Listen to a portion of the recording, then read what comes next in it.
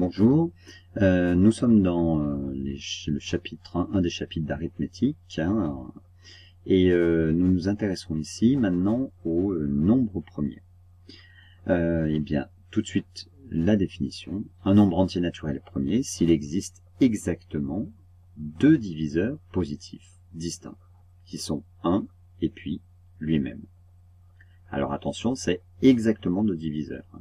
Ça peut pas être deux fois le même diviseur. Puis voilà, puisqu'on dit distinct. Eh bien, 2, 3, 5, 7, 11 sont des nombres premiers. 13, 17, etc. 6, c'est pas un nombre premier, puisque 6 est divisible par 2 et 3. Donc, il n'y a pas exactement deux diviseurs positifs distincts qui sont 1 et lui-même. Il a 1, 2, 3, 6. 33, c'est pas non plus un nombre premier. Il est divisible par 3, 11, 1, 33. Voilà. 1 non plus n'est pas un nombre premier. Parce que 1 ne possède qu'un seul diviseur positif, qui est lui-même. Donc il n'a pas exactement deux diviseurs positifs distincts. Voilà la liste des nombres premiers inférieurs à 100. 2, 3, 5, 7, 11, 13, 17, 19, 23, etc. qu'on peut assez facilement retrouver jusqu'à 100. Une première propriété, l'ensemble des nombres premiers est infini. Alors, comment on fait ça? On prend un nombre premier n quelconque, qui est premier. Et puis, on va essayer de montrer qu'en fait, on peut toujours trouver un nombre premier qui est plus grand que n. Si à ce moment-là, en prenant n quelconque, on peut toujours trouver un nombre premier plus grand, alors attention, n étant premier, ça veut dire que on a bien un ensemble qui est infini, puisqu'on n'a jamais de plus grand élément. Alors, pour ça, on considère le produit de tous les nombres premiers qui sont compris entre 2 et ce nombre premier-là, n. Donc il va y avoir 2, 3, 5, 7, 9, 11, et puis jusqu'à n, ce fameux plus grand nombre premier, enfin qu'on pense. On va poser ensuite grand M, eh bien ce nombre-là, ce produit, plus 1. Alors, deux possibilités, grand M est premier. Si grand M est premier, eh bien à ce moment-là, ça veut dire qu'on a trouvé notre nombre premier qui est plus grand que grand N, puisque 2 fois 3 fois n, etc., plus 1, c'est plus grand que n. Déjà 2 fois n, c'est plus grand que n, alors 2 fois 3 fois n-1 fois n, pas fois n-1, puisque on ne sait pas si n-1 est premier, mais fois le nombre premier qui est avant n, plus 1, c'est bien plus grand que n. Si maintenant m n'est pas premier, eh bien, à ce moment-là, m admet donc au moins un diviseur premier. Au moins un diviseur premier. Ah oui, puisqu'il n'est pas premier. Qu'on note P. On va supposer que ce nombre P, il est compris entre 2 et n. D'accord?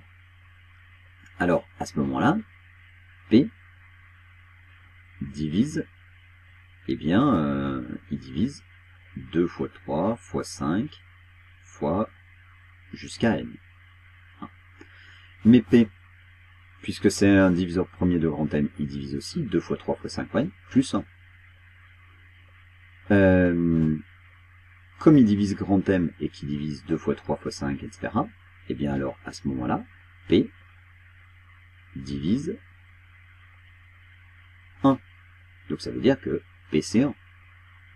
Mais on a dit que P était compris entre 2 et n. Donc c'est contradictoire.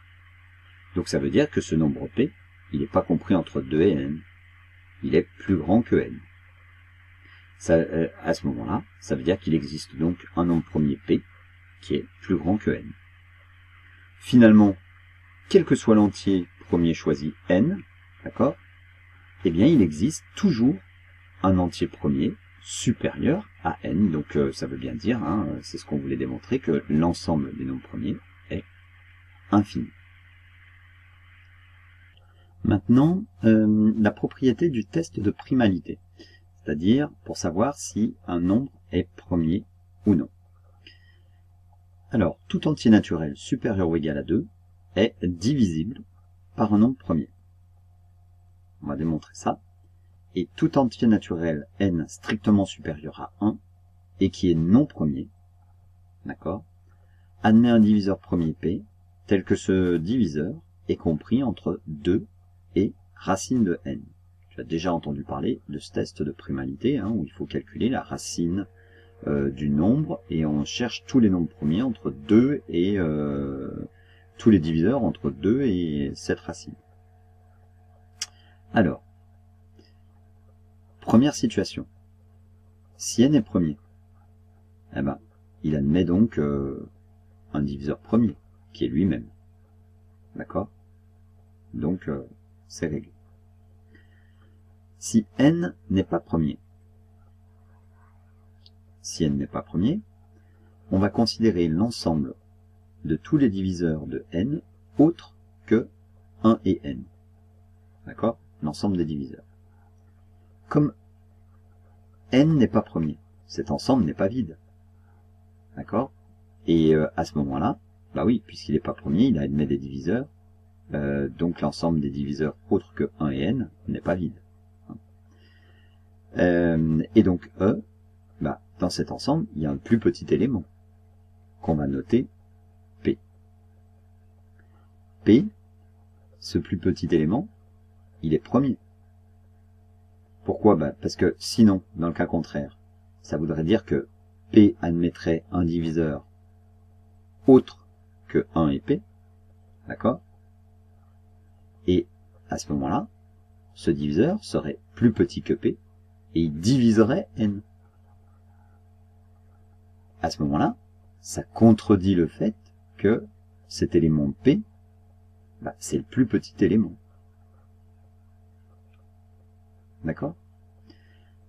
Donc à ce moment-là, on peut écrire que n, c'est égal à P fois Q, P fois un nombre, avec P qui est inférieur ou égal à Q, puisque P c'est le plus petit. C'est le plus petit élément de E. Et à ce moment-là, qu'est-ce qu'on peut écrire? Bah, on peut écrire que hop là, P fois Q est inférieur, non pas P fois Q, P fois P, d'accord? J'utilise cette inégalité là, P fois P, je multiplie par P de chaque côté. C'est inférieur ou égal à P fois Q. Or, P fois Q, c'est N. Donc ça veut dire que P au carré est plus petit que N. Comme la racine carrée, la fonction racine carrée est une fonction strictement croissante sur R+, je peux passer à la racine carrée, ça veut dire que, et donc, P est, oh non, c'est pas vrai ça.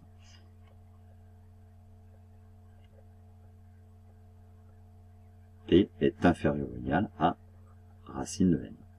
Donc on a bien que P est compris entre 2 et n, et on a démontré tout ce qu'on voulait dans notre théorème, notre propriété. Voilà ce qui se passe. Alors, montrons maintenant que 109 est un nombre premier, en utilisant justement ce test de primalité. Alors, eh bien, la racine de 109, alors on n'a pas besoin spécialement de la calculer, on sait que racine de 100 c'est 10, d'accord?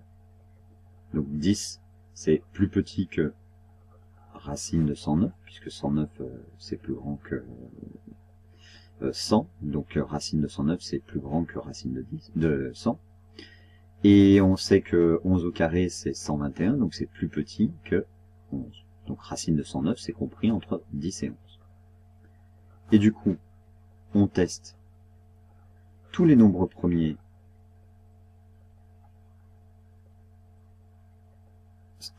tous les nombres, pardon, pas de tous les nombres premiers, tous les nombres strictement, tous les nombres strictement inférieurs, pas que ceux qui sont premiers, hein, à 11, bah oui, puisqu'on veut savoir s'il est premier. Donc. Et ça, en utilisant les critères de divisibilité qu'on a vu, que vous avez vu au collège. Hein. Divisibilité vu précédemment. C'est quoi ces critères de divisibilité? Eh bien, alors divisible par 2, il faut que le nombre soit pair, voilà. Par 3, la somme des chiffres doit être divisible par 3, etc., etc. Alors, ici, eh bien, 109 n'est pas divisible. Bon, ça c'est sûrement quelque chose que tu sais déjà faire. Hein. N'est pas divisible par 2, ni 3, d'accord. Bah donc pas 4, hein, ni 5. Hein. Et puis bah après, bah alors non plus pas 6. Hein.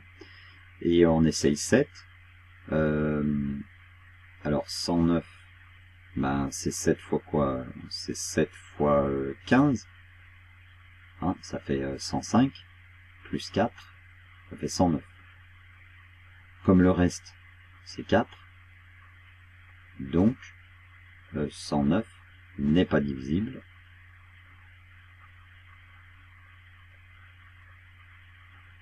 par 7. Et puis là, on s'arrête, parce que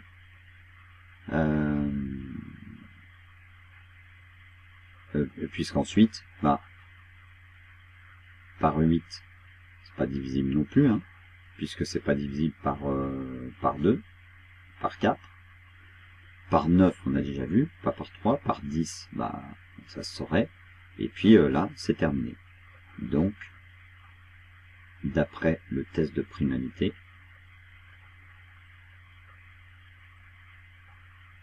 on s'arrête à racine de 100, enfin, au premier entier strictement inférieur à racine de 109, donc d'après le test de primalité, 109 est un nombre premier. Voilà. Ou le test d'arrêt, hein, on peut dire, ou le critère d'arrêt. Hein.